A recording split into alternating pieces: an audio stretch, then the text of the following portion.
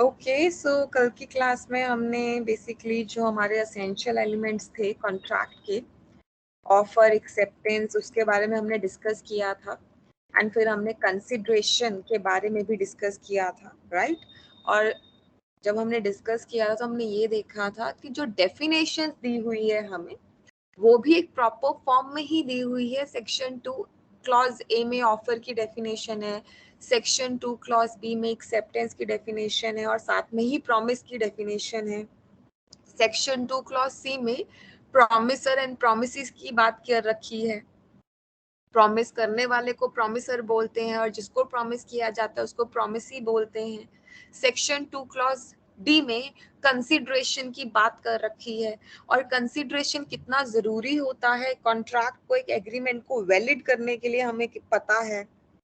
Consideration से जुड़े हुए जितने भी रूल्स थे हमने वो डिस्कस किए थे, ठीक है। और सेक्शन 2 क्लॉज ई में एग्रीमेंट की बात कर रखी है। सेक्शन 2 क्लॉज ई में एग्रीमेंट की बात कर रखी है, हालांकि वो आपको सिर्फ पता होना चाहिए। क्यों? क्योंकि कई बारी आपको क्वेश्चन ही आ जाता है, ठीक है, मैच करने को। एक साइड इनके नेम लिखे होंगे, कंसिडरेशन, एक्सेप्टेंस, ऑफर, एग्रीमेंट, ठीक है, वॉइड कॉन्ट्रैक्ट, कुछ भी हो सकता है। और दूसरी side section 2 clause C, section 2 clause B, section 2 clause E, मतलब ऐसी चीजें आपको लिखी होंगी और मैच करने को बोला होगा। तो इस वजह से हमारे लिए ये भी इम्पॉर्टेंट हो जाता है कि हम ये प्रॉपर तरीके से समझें कि जो डेफिनेशंस दी हुई हैं वो क्यों ऐसे दी हुई हैं, ठीक है।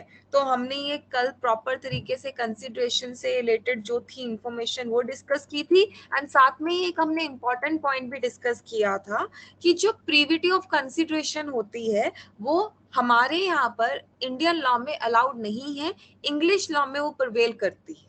हमारे यहाँ पर सिर्फ और सिर्फ doctrine of privity to contract follow किया जाता है। Doctrine of privity to contract क्या कहता है कि अगर दो लोगों के बीच में कोई कॉन्ट्रैक्ट हुआ है तो थर्ड पर्सन इंटरफेयर नहीं कर सकता, जनरल रूल है ये।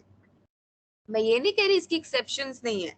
मैंने आपको कल ही एग्जांपल दिया था कि अगर किसी के बेनिफिट के लिए कोई कॉन्ट्रैक्ट हुआ है तो दैट पर्सन कैन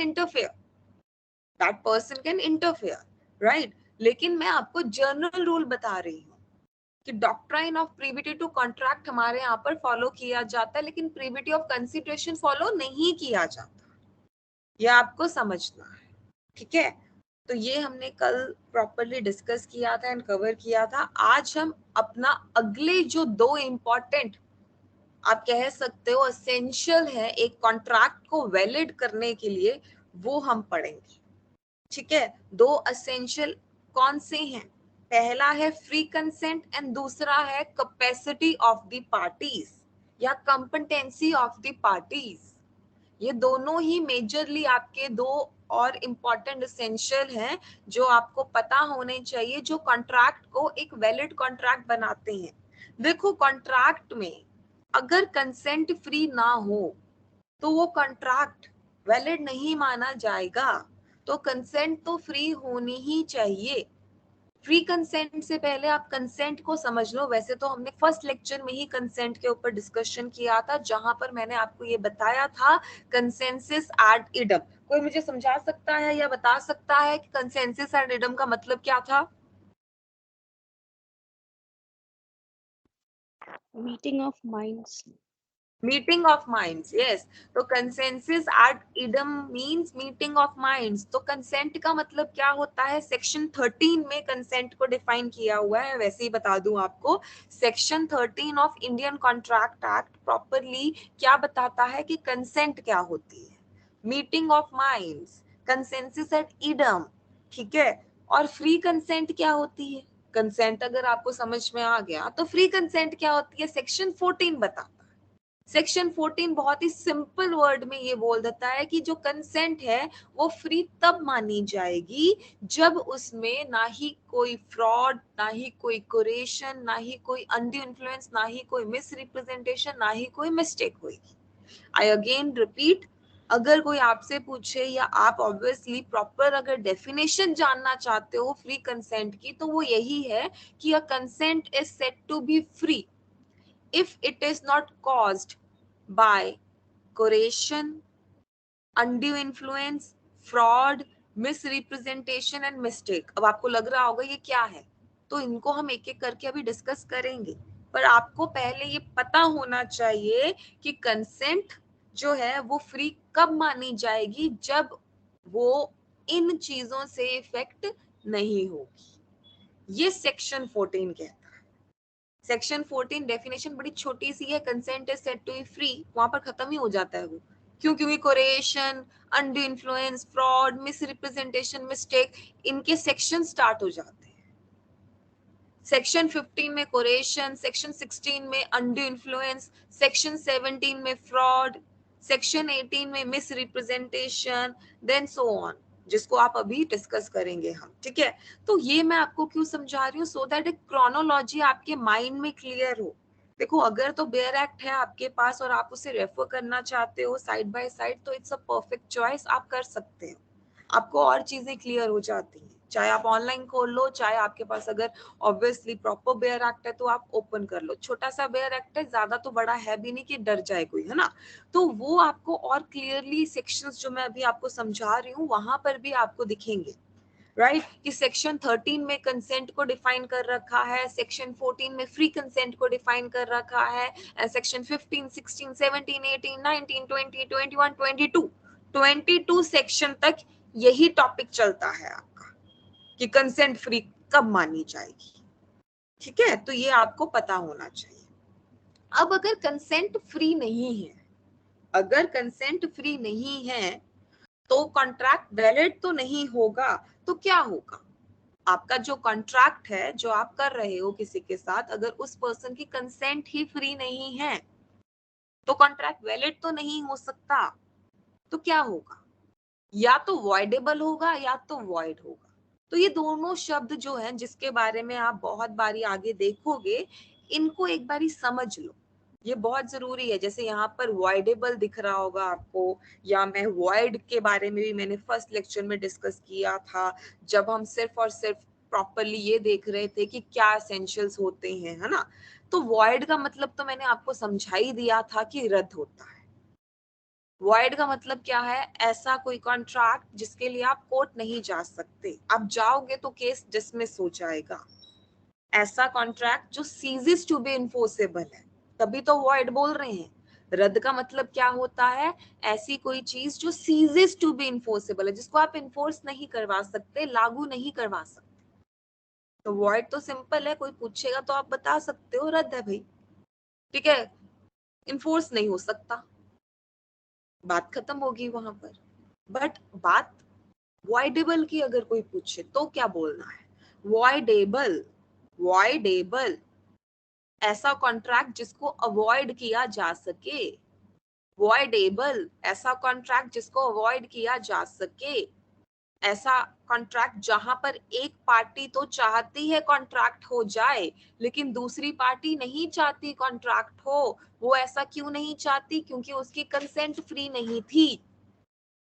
मैं फिर से रिपीट कर रही हूं, ऐसा कॉन्ट्रैक्ट जिसमें एक पार्टी तो चाहती है कॉन्ट्रैक्ट हो लेकिन दूसरी पार्टी नहीं चाहती कॉन्ट्रैक्ट हो, तो वो ऐसा क्यों नहीं चाहती, क्योंकि उसकी कंसेंट फ्री नहीं थी और वो ऐसा करने के लिए कोर्ट जाती है। कहाँ जाती है, कोर्ट जाती है, ठीक है।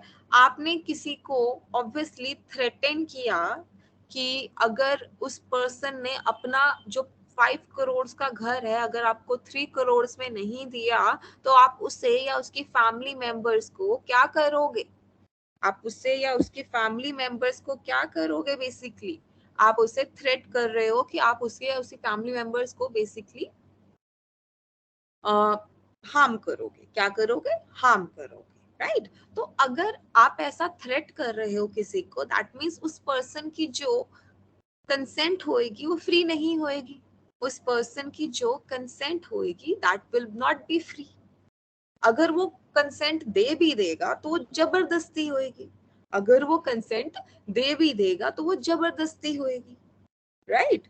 तो इस केस में वो क्या कर सकता है, कोर्ट जा सकता है और वहां पर जाकर बोल सकता है कि मुझे ये कॉन्ट्रैक्ट नहीं करना क्योंकि मेरी कंसेंट फ्री नहीं थी, मुझे ये कॉन्ट्रैक्ट नहीं करना क्योंकि मेरी कंसेंट फ्री नहीं थी। राइट तो वो अगर ऐसा बोल रहा है कोर्ट जाकर, तो वो उस कॉन्ट्रैक्ट को क्या बना रहा है? वॉइडेबल। वॉइडेबल ब्रैकेट में लिख लेना, ऐसा कॉन्ट्रैक्ट जिसको अवॉइड किया जा सके। आप जब तक कोर्ट जाकर उसको अवॉइड नहीं करोगे तब तक कोई कुछ नहीं करेगा। हम अब घर घर जाके तो नहीं देख सकते किसने कौन सा कॉन्ट्रैक्ट किया है। ऑब्वियसली एग्रीव्ड जो पर्सन है उसको खुद आना पड़ेगा। एग्रीव्ड जो पर्सन है उसे खुद आना पड़ेगा। तो ये चीज आपको ध्यान में रखनी है। ये चीज आपको ध्यान में रखनी है कि आप घर घर जाकर किसी पर्सन को नहीं पूछ सकते। तो जिसके साथ ऐसा हो रहा है, जिसकी कंसेंट फ्री नहीं ली जा रही है, उस पर्सन की खुद ड्यूटी बनती है कि वो कोर्ट जाकर उसे क्या कर सके? वॉइडेबल डिक्लेयर करवा सके। अगर वो नहीं जा रहा तो कोई कुछ नहीं कर सकता। ठीक है, तो मैंने आपको एक पूरा का पूरा कंसेप्ट एक्सप्लेन कर दिया है। क्यों किया है? बिकॉज आप कोरेशन, अनड्यू इन्फ्लुएंस, फ्रॉड, इन सब के बारे में आप आगे पढ़ोगे ना, तो ये सारे के सारे जो कॉन्ट्रैक्ट हैं आपके, वो वॉइडेबल नेचर के होंगे।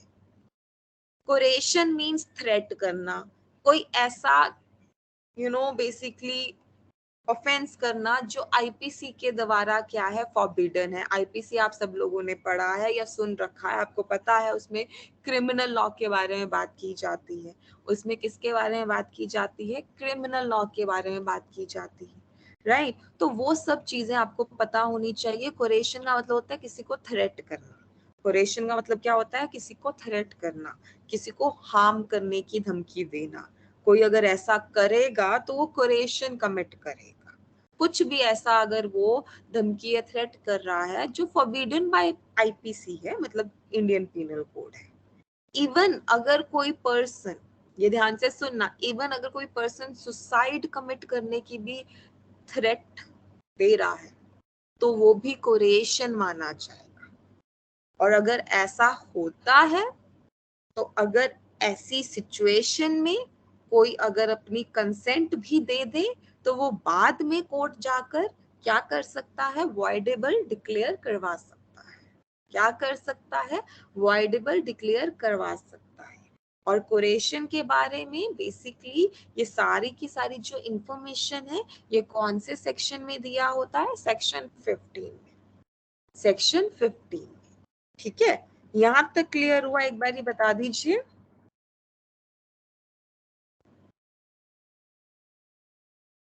ये चीज क्लियर हुई? यस या नो? दोबारा एक्सप्लेन करूं?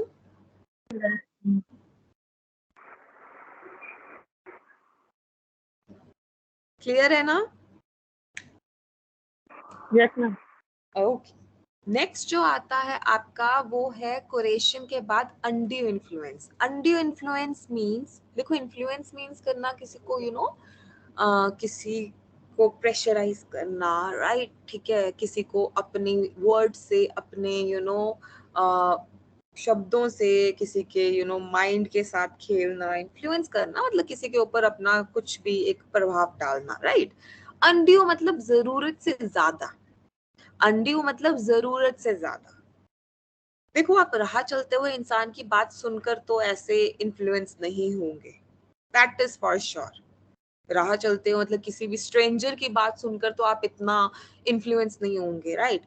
ये तभी होगा जब दो लोगों में एक प्रॉपर ट्रस्ट का रिलेशनशिप है। ठीक है, फिड्यूशरी जिसको हम रिलेशनशिप बोल देते हैं। मैं आपको क्या समझाना चाहती हूँ? मैं आपको ये बोल रही हूँ कि जब दो लोगों के बीच में ऐसा रिलेशन है कि एक जो इंसान है वो दूसरे को डोमिनेट कर सकता है, दूसरे की जो विल है, जो सोचने की क्षमता है, उसको इन्फ्लुएंस कर सकता है, और वो ऐसा क्यों कर रहा है? सो दैट दूसरा व्यक्ति कोई एग्रीमेंट में एंटर हो जाए, तो उसको हम क्या बोलते हैं? Undue influence, as per section 16 of the Indian contract act. तो दो लोगों के बीच में एक ऐसा रिलेशन होना जरूरी है और एक पार्टी को दूसरी पार्टी को डोमिनेट करना जरूरी है। जैसे बॉस और उसके एम्प्लॉय का रिलेशन, डॉक्टर और उसके पेशेंट का रिलेशन, एडवोकेट और उसके क्लाइंट का रिलेशन, टीचर और उसके स्टूडेंट का रिलेशन, इनफैक्ट हस्बैंड वाइफ का रिलेशन, फादर सन का रिलेशन, सारे रिलेशंस इसमें आ जाएंगे। मैं सिर्फ ये नहीं कह रही हूँ कि बेसिकली ब्लड रिलेशंस नहीं आ सकते, ब्लड रिलेशंस भी आ सकते हैं, वो भी तो ट्रस्ट के ऊपर ही होते हैं। मतलब दो लोगों में ऐसा रिलेशन कि एक इंसान दूसरे को डोमिनेट कर सकता है, इमोशनल जिसको होता है ना, अत्याचार जिसको हम बोल देते हैं लेमैन में, उस तरह की मैं बात कर रही हूँ। तो अगर ऐसा हो रहा है, that is known undue influence. उसको हम क्या बोलते हैं? अनड्यू इन्फ्लुएंस बोलते हैं। तो भाई अगर ऐसा होगा तो जिसके साथ भी ऐसा किया जाएगा वो पर्सन क्या कर सकता है? कोर्ट जा सकता है। मैं बार बार ये आपको क्यों बोल रही हूँ कोर्ट जा सकता है? क्योंकि घर बैठे तो कुछ नहीं होगा ना, you have to go to the court. घर बैठे नहीं कुछ होगा, दैट इज फॉर श्योर, है ना? तो वो आपको ध्यान में रखना है, कोर्ट जाना पड़ेगा। अगर आप चाहते हो कि ये जो एग्रीमेंट हुआ है आपके ऊपर अनड्यू इन्फ्लुएंस की वजह से, आप उससे बाहर निकलना चाहते हो, तो कोर्ट जाना पड़ेगा, वरना वो एग्रीमेंट वैलिड ही माना जाएगा। एक और चीज मेरी बात सुनो, वॉइडेबल कॉन्ट्रैक्ट यानी कि वो कॉन्ट्रैक्ट की जब तक कोर्ट जाकर उनको वॉइड ना करवाया जाए वो वैलिड माने जाएंगे, वो वैलिड माने जाएंगे। अभी हम फैमिली लॉ भी करेंगे ना, तो वहां पर भी वॉइड मैरिजेस, वॉइडेबल मैरिजेस, वहां पर भी ये कंसेप्ट आएगा, वहां पर भी ये कंसेप्ट आएगा। ठीक है? तो आपको ये वॉइडेबल जो शब्द है इसका मतलब पता होना चाहिए कि जब तक आप कोर्ट नहीं जाओगे ना वो चीज सही मानी जाएगी। किसी को क्या पता क्या चल रहा है? ठीक है? तो अनड्यू इन्फ्लुएंस के अंडर भी क्या है? बेसिकली वॉइडेबल ही स्टेटस है। अब अनड्यू इन्फ्लुएंस और कोरेशन में डिफरेंस क्या है? कोरेशन कोई स्ट्रेंजर भी दे सकता है, धमकी तो कोई भी दे सकता है, थ्रेटन तो कोई भी दे सकता है, फोन पर कोई दे सकता है, जिसके साथ आपका कोई रिलेशन ना भी हो वो भी दे सकता है। बट अनड्यू इन्फ्लुएंस, इन्फ्लुएंस तो आप उसी व्यक्ति से होंगे ना जिसके साथ आपका कोई ना कोई रिलेशन होगा। अब राह चलते हुए आदमी को ये बात सुनकर इतना इन्फ्लुएंस नहीं होगे। ठीक है? तो ये आपको ध्यान में रखना है। सेक्शन 16 में अनड्यू इन्फ्लुएंस से जुड़ा हुआ ये सब चीजें दी हुई है। अब मैं ये स्टेटस बार बार बोली जा रही हूँ ना आपको, राइट, कि स्टेटस वाइडेबल है, स्टेटस वाइडेबल है, वो इसलिए बोल रही हूँ क्वेश्चंस आते हैं, एग्जाम्पल दे देंगे आपको और पूछा जाएगा कि स्टेटस क्या है, ये कॉन्ट्रैक्ट कौन से नेचर का है। ठीक है? तो वॉइड के बारे में तो सबको क्लैरिटी होती है, भाई रद्द है, लेकिन वॉइडेबल का कंसेप्ट थोड़ा सा बिल्डअप करना पड़ता है। अब एक और कंसेप्ट आएगा नेक्स्ट अनड्यू इन्फ्लुएंस से। देखो आई रिपीट, अगर ना कुछ समझ आए तो बीच में यू कैन स्टॉप मी, ठीक है? वरना आई एम अज्यूमिंग कि आप लोगों को समझ में आ रहा है। हमने किया कोरेशन, हमने किया अनड्यू इन्फ्लुएंस। नाउ नेक्स्ट जो एक कंसेप्ट है आपको समझना है, दैट इज फ्रॉड। देखो फ्रॉड जो है ना, हमें ऐसा हमेशा लगता है कि वो सिर्फ आईपीसी में 420 सेक्शन में दे रखा है। हालांकि अगर आपने थोड़ा सा भी डिटेल में अगर उसको देखा है तो वहां पर फ्रॉड शब्द यूज ही नहीं किया हुआ, चीटिंग शब्द यूज किया हुआ है। आईपीसी में तो चीटिंग शब्द यूज किया गया है, फ्रॉड तो यूज ही नहीं किया गया। फ्रॉड इसमें यूज किया गया है, कॉन्ट्रैक्ट एक्ट के सेक्शन 17 में भी फ्रॉड की डेफिनेशन है भाई। ठीक है? तो कॉन्ट्रैक्ट एक्ट का सेक्शन 17 क्या कहता है कि फ्रॉड मींस जब कोई एक व्यक्ति दूसरे को कोई ऐसी इंफॉर्मेशन दे जो गलत है लेकिन वो उसको सही साबित करने पे लगा हुआ है, या उसको ऐसी कोई इंफॉर्मेशन दे रहा है कि जो उसको पता है गलत है लेकिन फिर भी वो दूसरे बंदे को बिलीव करवा रहा है। या फिर अगर एक व्यक्ति दूसरे को कोई ऐसा प्रॉमिस करे जो उसने फुलफिल ही नहीं करना, या फिर अगर एक पर्सन दूसरे को बेवकूफ बनाए, डिसीव करे, या फिर एक पर्सन दूसरे से कोई ऐसी चीज छुपाए जो नहीं छुपानी चाहिए, कंसील करे। मैं आपको सिर्फ सिंपली ये लैंग्वेज में इसलिए समझा रही हूँ क्योंकि सेक्शन 17 में प्रॉपर डेफिनेशन दी हुई है कि फ्रॉड का मतलब क्या होता है? फॉल्स फैक्चुअल स्टेटमेंट देना, जो पता है उस व्यक्ति को, जो वो स्टेटमेंट दे रहा है कि भाई गलत है ये लेकिन मैं दूसरे को ये चीज ऐसे ही बताऊंगा। ठीक है? फ्रॉड का मतलब होता है कोई चीज छुपाना, कंसील करना जो नहीं करना चाहिए। फ्रॉड का मतलब होता है किसी को बेवकूफ बनाना। फ्रॉड का मतलब होता है प्रॉमिस करना with the intention of not performing it, false promise करना। या फ्रॉड का मतलब क्या होता है? बेसिकली जो कोर्ट को लगेगा कि और भी मीनिंग इसके बन सकते हैं तो वो कोर्ट इसी सेक्शन में ऐड ऑन कर देगा। That means definition of fraud is open ended. Definition जो है फ्रॉड की वो ओपन एंडेड है। ठीक है? क्यों? क्योंकि ये जो सारे मैंने पॉइंट्स बताए ये तो चलो फ्रॉड माने ही जाएंगे, कल को अगर कोर्ट को किसी और केस में लगता है कि ये भी फ्रॉड है तो वो सेम चीज भी फ्रॉड की कैटेगरी में आ जाएगी। अब अगर एक इंसान दूसरे के साथ ऐसा करेगा और उसको कॉन्ट्रैक्ट में एंटर करवाएगा तो वो कॉन्ट्रैक्ट ऑटोमेटिकली वॉइडेबल होगा ना। फ्रॉड हुआ है तो बताना पड़ेगा कोर्ट को, डैमेजेस मांगने के लिए तो कोर्ट जाओगे ना, ठीक है, कि फ्रॉड हुआ है। तो स्टेटस इस केस में भी क्या होगा? वॉइडेबल। स्टेटस इस केस में भी क्या होगा? वॉइडेबल। ठीक है, ये चीज ध्यान रखना, ये चीज ध्यान रखना। स्टेटस इस केस में भी क्या होगा आपका? वॉइडेबल। क्लियर हुआ ये चीज? यहाँ तक क्लियर हुआ? एक बार बता दीजिए। Yes. ठीक Yes, है, ma'am. पर इसका एक क्या है, बेसिकली आपका एक्सेप्शन है, इसका एक एक्सेप्शन है। फ्रॉड का हर एक केस में तो ऑटोमेटिकली डैमेजेस उस पर्सन को देने पड़ते हैं जिसने फ्रॉड किया है, लेकिन इसका एक एक्सेप्शन है और वो एक्सेप्शन क्या है? बेसिकली केवियट एम्पटर का। क्या एक्सेप्शन है? केवियट एम्पटर का एक रूल है आपका जो सीधा पूछ लेते हैं कई बारी। Caveat emptor means let the buyer be aware, let the buyer be aware. चलो मैं आपसे पूछती हूँ, क्या किसी की चुप्पी को आप फ्रॉड मान सकते हो? क्या किसी की चुप्पी को आप फ्रॉड मान सकते हो? Mere silence amounts to fraud, क्या ये स्टेटमेंट सही है या गलत है?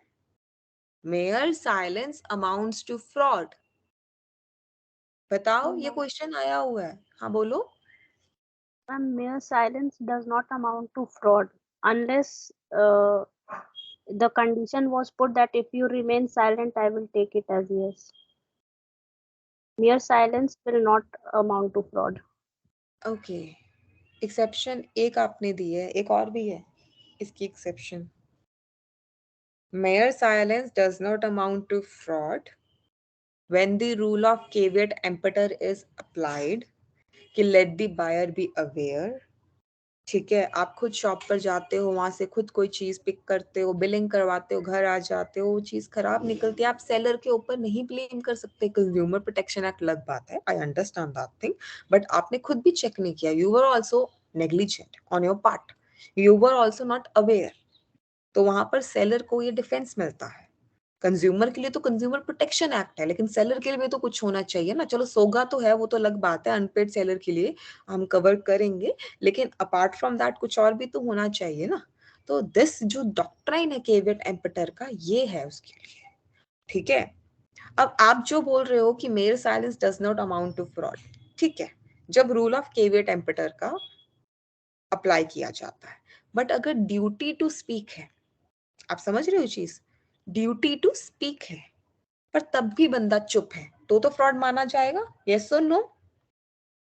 Yes, अगर ma'am. मैंने ड्यू ये चीज हाँ, मैंने बोला, the क्यों? silence will amount to fraud, right? speech. If you remain silent, I will understand there is no. नहीं, that is second point, there are two exception, वही मैं कह रही हूँ Manilika, there are two exception to this. First is there is duty to speak when there is fiduciary relationship, when there is a relationship based on trust and faith, you getting my point? उस case में it is the duty of the person, it is the duty of the person to speak।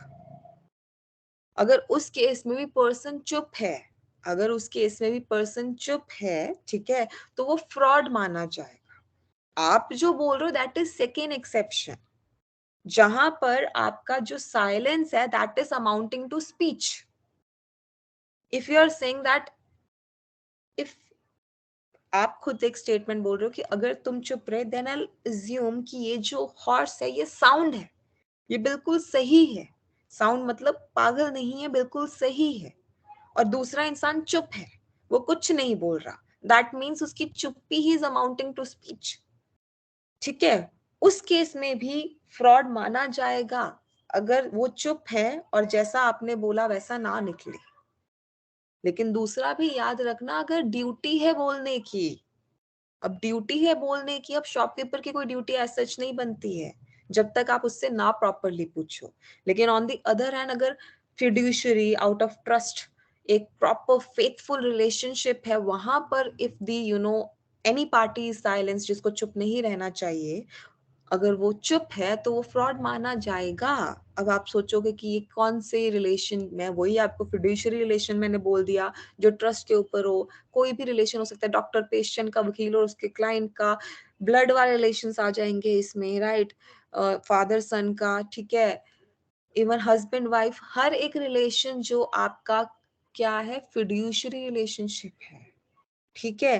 तो ये आपको समझना है कि वैसे fraud नहीं, जो चुप्पी है वो फ्रॉड नहीं माना जाएगा, बट अगर ये कई बार ही आ जाता है ना, ड्यूटी टू स्पीक अलग आ जाएगा, ठीक है, और उसका अगर ब्रीच किया जा रहा है, या फिर अगर मेयर जो साइलेंस है that is amounting to speech, because पूछा जा रहा है, क्लैरिफाई किया जा रहा है, ठीक है। तो इन दोनों केसेस में mere silence will amount to fraud, ठीक है। And when the rule of caveat emptor is implied, then mere silence will not amount to fraud. अभी क्लियर हुआ? एक बार ही बता दें, कोई और डाउट है तो यू कैन आस्क।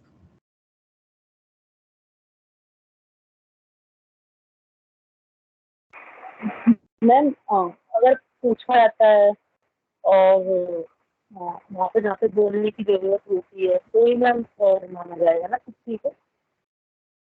हाँ, अगर ऑब्वियसली आप अगर आगे से बोलोगे, ठीक है, कि ऑब्वियसली पूछोगे कि अगर तुमने कुछ नहीं बोला तो मैं ये ज्यूम करूंगा ये बिल्कुल ही सही है चीज, ये बिल्कुल ही परफेक्टली काम करती है, और अगला बंदा कुछ बोल ही नहीं रहा, वो चुप है, तो उसकी चुप्पी ही अमाउंटिंग टू स्पीच है।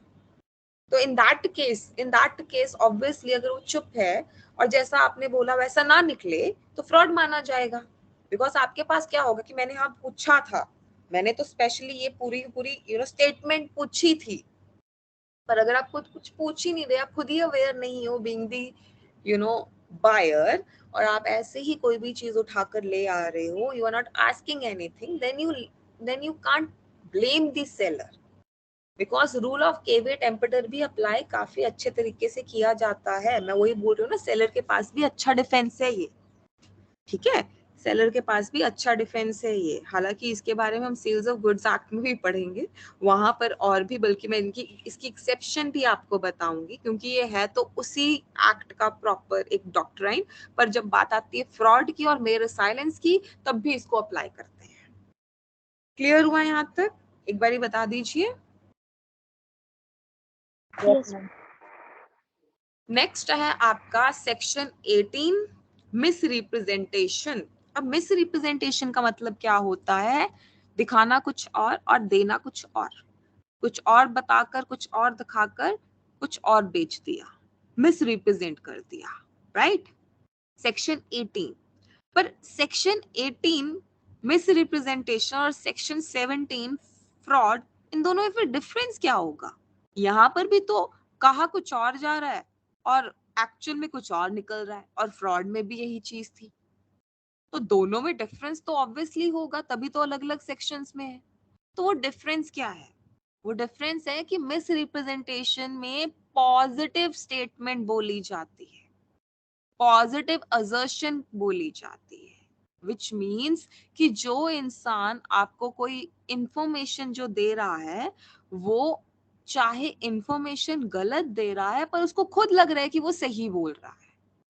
मतलब मिस रिप्रेजेंटेशन में जो पार्टी होती है उसकी कोई भी इंटेंशन या इल विल नहीं होती दूसरी पार्टी को धोखा देने की, दूसरी पार्टी के साथ फ्रॉड करने की, दूसरी पार्टी को बेवकूफ बनाने की। वो सिंपली कोई भी जो इंफॉर्मेशन दे रहा है, भले वो इंफॉर्मेशन गलत है, पर वो उसको खुद लग रही है कि ठीक दे रहा है। आप कोई भी कार वगैरह देखने जाते हो लेटेस्ट मॉडल की, जो वहां पर एजेंट वगैरह होते हैं, वो आपको अगर कोई इंफॉर्मेशन एक मॉडल के बारे में दे दे जो एक्चुअली गलत दे दी उसने, ठीक है, और उसने ऐसा क्यों किया? क्योंकि उसको ऐसा लगा कि हाँ ये इस मॉडल में भी ये फीचर होगा, पर किया तो उसने मिस रिप्रेजेंट आपको, भले उसकी गलती नहीं थी, भले वो आपको बेवकूफ नहीं बनाना चाहता था, लेकिन किया तो मिस रिप्रेजेंट। तो मिस रिप्रेजेंट किया है तो ऑब्वियसली आप तो कॉन्ट्रैक्ट को अवॉइड कर सकते हो। ऐसा नहीं है कि वो इंसान बोल देगा कि भाई मेरा तो धोखा देने का इंटेंशन नहीं था, फ्रॉड तो हुआ नहीं, मिस रिप्रेजेंट हुआ है तो कॉन्ट्रैक्ट चलता रहेगा। नहीं, आपका जो कॉन्ट्रैक्ट का जो राइट है कि आप जाकर अवॉइड करवा सकते हो, कोर्ट में वॉइडेबल डिक्लेयर करवा सकते हो, वो तो अप्लाई होगा ही होगा। लेकिन मिस रिप्रेजेंटेशन का मतलब जो है एज पर सेक्शन 18 वो यही है कि भाई स्टेटमेंट देने वाला जो बंदा है वो पॉजिटिवली दे रहा है वो स्टेटमेंट, उसकी कोई भी इल विल नहीं है। आई अगेन रिपीट, कोई भी उसका गलत इरादा नहीं है। अगर इल विल हो, गलत इरादा हो, इंटेंशन बैड हो, तो फिर वो फ्रॉड में आ जाएगा, वो मिस रिप्रेजेंटेशन में जाएगा ही नहीं। ये इन दोनों में मेन डिफरेंस है, याद रखना। देखो मैं डिफरेंस क्यों आपको ऐसे एम्फोसाइज करते हुए बता रही हूँ, क्योंकि स्टेटमेंट क्वेश्चंस भी आ सकते हैं आपको, स्टेटमेंट क्वेश्चंस भी आ सकते हैं आपको, राइट। तो इसलिए अनड्यू इन्फ्लुएंस एंड कोएशन के बीच में या फ्रॉड एंड मिस रिप्रेजेंटेशन के बीच में आपको प्रॉपर मेन जो डिफरेंस है वो पता होने चाहिए, ठीक है। ये आपको ध्यान में रखना है। स्टेटस देखो वॉइडेबल है, मैं बार बार बोली जा रही हूँ वॉइडेबल वॉइडेबल वॉइडेबल, ठीक है। तो उसका मतलब क्या है बेसिकली कि आप कोर्ट जा सकते हो टू अवॉइड दैट। ये जो वॉइडेबल स्टेटस है ना, ये जो स्टेटस दिया हुआ है ये एज पर सेक्शन 19 दिया हुआ है।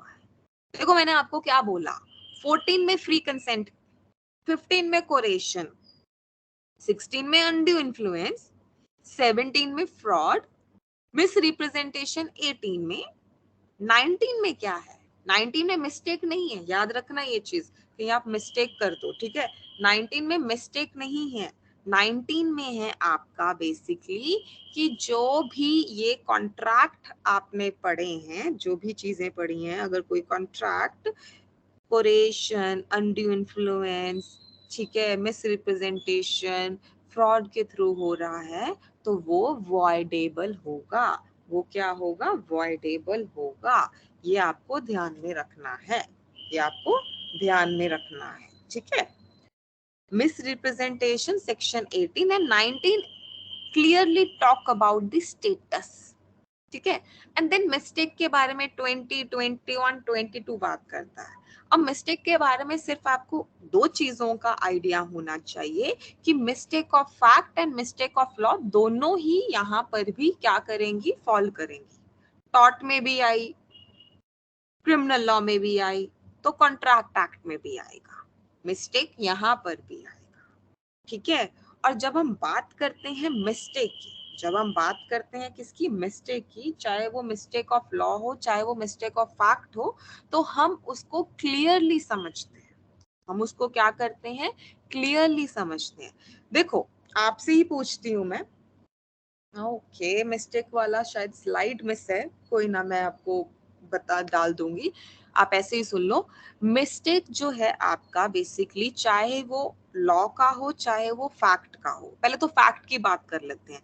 अगर दोनों पार्टीज की गलती हो, सिंपल सा क्वेश्चन पूछ रही हूँ मैं, अगर दोनों पार्टीज की गलती हो तो कौन किसके अगेंस्ट केस करेगा, दोनों करेंगे, दोनों करेंगे, माइनस माइनस तो प्लस नहीं हो जाता। अगर दोनों पार्टीज की गलती हो तो कॉन्ट्रैक्ट क्या होगा, कौन किसके अगेंस्ट केस करेगा, कोई भी नहीं कर सकता। ध्यान से बात सुनना, मैं फिर से रिपीट कर रही हूँ, तो मिस्टेक ऑफ फैक्ट की वी बात कैन, हो रही है। हाँ बोलो बोलो यस मैम, तो अनिका। आप को लेके मिस्टेकन है, that means consensus ad idem तो हुआ ही नहीं है, दोनों तो दूसरी दूसरी चीजों को लेकर कंसेंट कर रहे हैं। एग्जैक्टली तो वॉइड हुआ चीज है ना, तो कोई भी किसी के अगेंस्ट केस नहीं कर सकता। तो मिस्टेक ऑफ फैक्ट में ये चीज, ये आपकी बायलेटरल मिस्टेक की बात हो रही है, जो मैं अभी आपको समझा रही हूँ, दैट इज बायलेटरल। बायलेटरल का मतलब होता है from both the sides, bi का मतलब दो होता है ना, bilateral mistake means from both the sides, ठीक है। जब दोनों पार्टीज की गलती हो तो कौन किसके अगेंस्ट केस करेगा, कोई भी नहीं कर सकता, तो स्टेटस क्या होगा, वॉइड। पर वहीं पर अगर यूनिलेटरल मिस्टेक हो, एक पार्टी की मिस्टेक हो और दूसरे के ना हो, तो दूसरा तो करेगा ना केस, यस और नो? Yes ma'am. है ना? हाँ, तो उस केस में बेसिकली वॉइडेबल हो जाएगा। ये आपको मैं समझा रही हूँ सो दैट आपको एक कंसेप्चुअल अंडरस्टैंडिंग हो कि मिस्टेक ऑफ फैक्ट नॉर्मल सी गलती है, हो सकती है, दोनों पार्टी से हो रही है तो वॉइड, एक पार्टी से हो रही है तो कॉन्ट्रैक्ट वॉइडेबल। ठीक है, तो ये आपको ध्यान में रखना है। पर बात अगर मिस्टेक ऑफ लॉ की हो, लॉ की मिस्टेक, डिफेंस नहीं है, हमने ये चीज देखी है, डिफेंस नहीं है, तो मिस्टेक ऑफ डोमेस्टिक लॉ। आप क्या ऐसा बोल सकते हो मेरे को तो अपने घर का इंडिया का लॉ नहीं पता, ये एक्सक्यूज है? No, it is not an excuse, हमें पता है। तो मिस्टेक जो है ऑफ डोमेस्टिक लॉ वो तो नहीं मानी जाएगी, वो तो नहीं मानी जाएगी, केस होगा। पर क्या आपको हर एक कंट्री का लॉ पता हो ये जरूरी है? क्या आपको हर एक कंट्री का लॉ पता हो ये जरूरी है? No ma'am. तो अगर फॉरेन लॉ की बात आती है तो उस केस में देखा जाता है कि पार्टीज का कितना फॉल्ट है, मतलब नॉर्मली केस नहीं किया जाता, नॉर्मली केस नहीं किया जाता। दैट मीन्स फॉरेन लॉ की जो मिस्टेक हो रही है वो फिर भी एज एन एक्सक्यूज यूज किया जा सकता है। बट अगर आप डोमेस्टिक, फॉरेन मतलब बाहर का कानून, डोमेस्टिक मतलब अपने घर का कानून, इंडियन लॉ की बात कर रही हूं मैं, तो वो एज एन एक्सक्यूज नहीं यूज किया जा सकता। ठीक है, ये चीज आपको पता होनी चाहिए। आई पुट दैट स्लाइड, मैंने स्लाइड पता नहीं मे बी आगे पीछे ना हो, मैं चेक कर लूंगी, मैं डाल दूंगी। आई will discuss it tomorrow also एक बार ही। ठीक है, पर मैं आपको क्लियरली ये जो चीज बताना चाहती हूँ कि मिस्टेक का जब भी आप कंसेप्ट पढ़ोगे तो mistake of fact and mistake of law दोनों ही आपको समझना है, दोनों ही आपको समझना है। ठीक है, ये बुक्स वगैरह में बहुत ही रेयर लिखा होता है, इसलिए मैंने आपको इस तरह से एक्सप्लेन किया। ठीक है, और बेयर एक्ट भी खोलोगे तो 21, 22 सिर्फ और सिर्फ सीधा वॉइडेबल विल बी डिक्लेयर्ड ऐसे ही लिखा हुआ है। ठीक है, एक बार जरूर लेकिन पढ़ लेना section 20, 21 and 22, it is your homework also. देखो मैं बेयर एक्ट बार बार इतना एम्फोसाइज कर रही हूँ so that you guys read it once. ठीक है, बेयर एक्ट से बढ़कर इन छोटे छोटे जो एक्ट्स है ना आपके कुछ भी नहीं है। सॉरी, क्या बोल रहे हो? 3 सेक्शन है ये, 20, 21, 22। पूछा बेयर एक्ट के बारे में बात कर रहे हो? सॉरी, नहीं ना, मैं ये मिस्टेक ऑफ फैक्ट और मिस्टेक ऑफ लॉ इसकी सेक्शन पूछ रही थी। सेक्शन 20, 21, 22। हम 3 क्यों है? हाँ 3 सेक्शन है, 20, 21, 22। 3 क्यों है? अरे क्योंकि हर एक सेक्शन में, पहले सेक्शन में बताया गया है कि मिस्टेक कितने टाइप की हो सकती है, दूसरे सेक्शन में मिस्टेक ऑफ फैक्ट की बात की गई है, तीसरे सेक्शन में मिस्टेक ऑफ लॉ की बात की गई है। ठीक है, हाँ, तो ये आपको पता होना चाहिए कि अप टू 22 जो आपका सेक्शन है, ठीक है, वो प्रॉपर तरीके से आपको क्या बताता है, कंसेंट 14 से लेकर 22 तक फ्री कंसेंट, और कब कंसेंट फ्री नहीं होएगी उससे जुड़े हुए जितने भी पॉइंट्स हैं वो आपको समझाए जाते हैं। तो आपको सेक्शंस भी क्रोनोलॉजिकली याद हो जाता है। एक भी रीडिंग आप दोगे तो automatically that will start sinking in, आपको खुद समझ में आने लग जाएगा।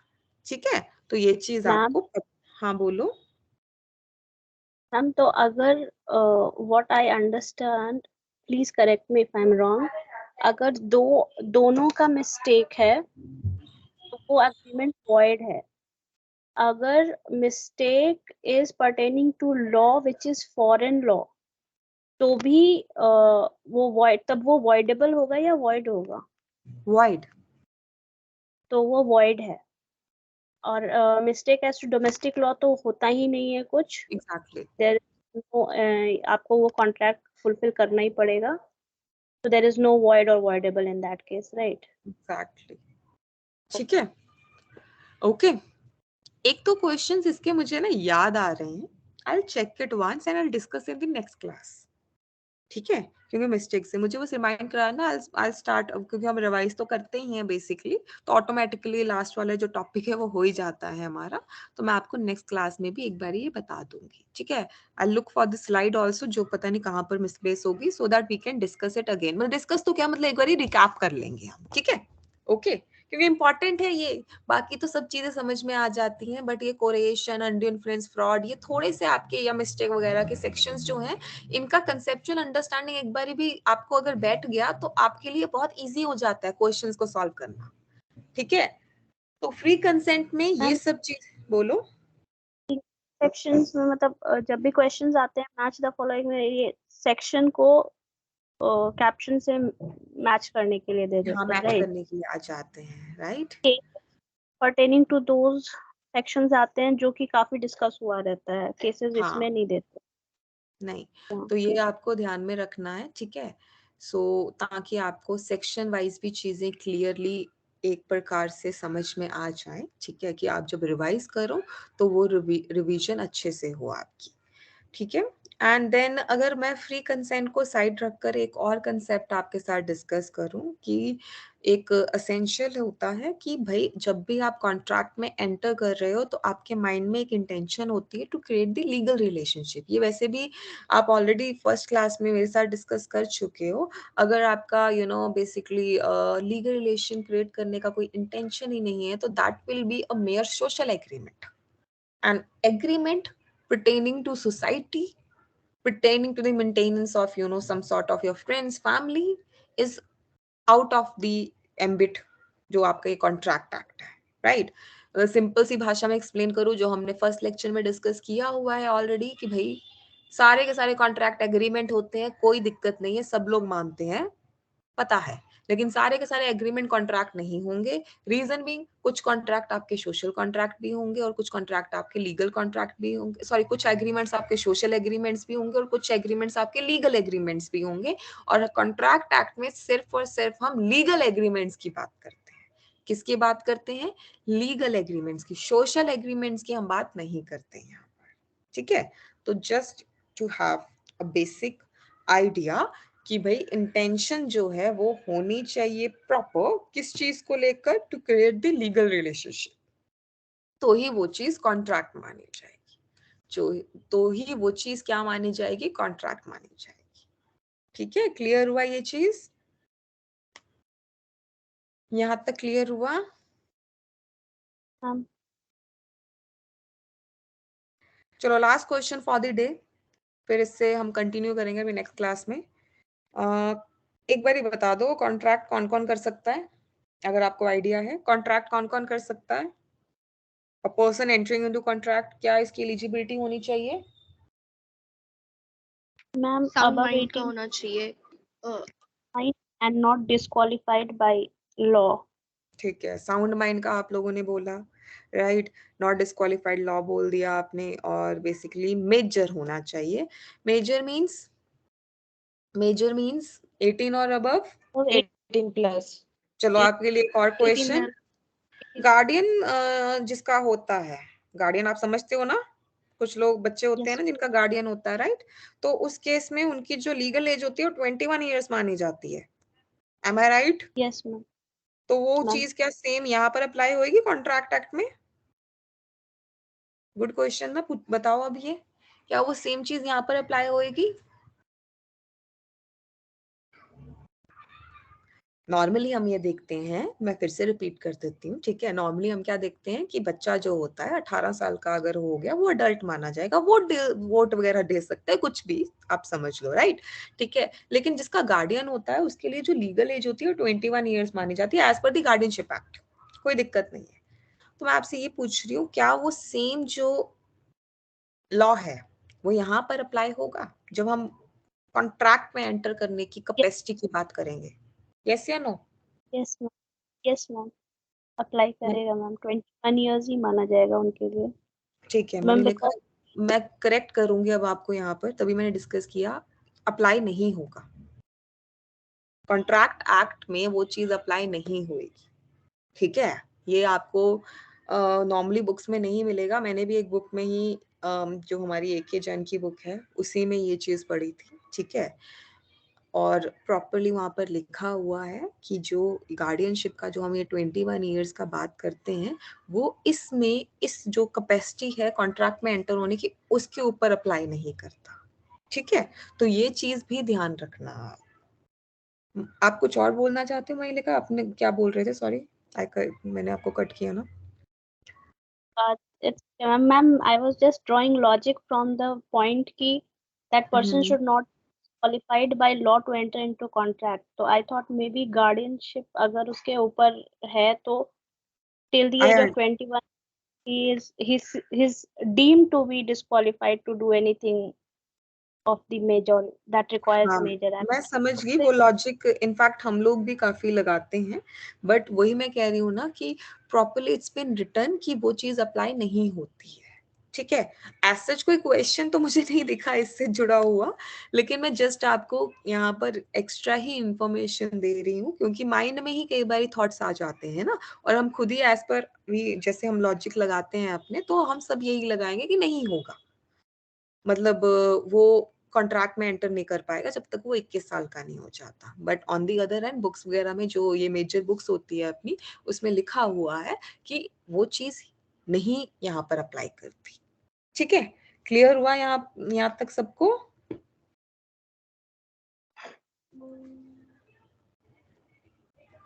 ये चीज क्लियर हुआ सबको? एक बार बता दीजिए।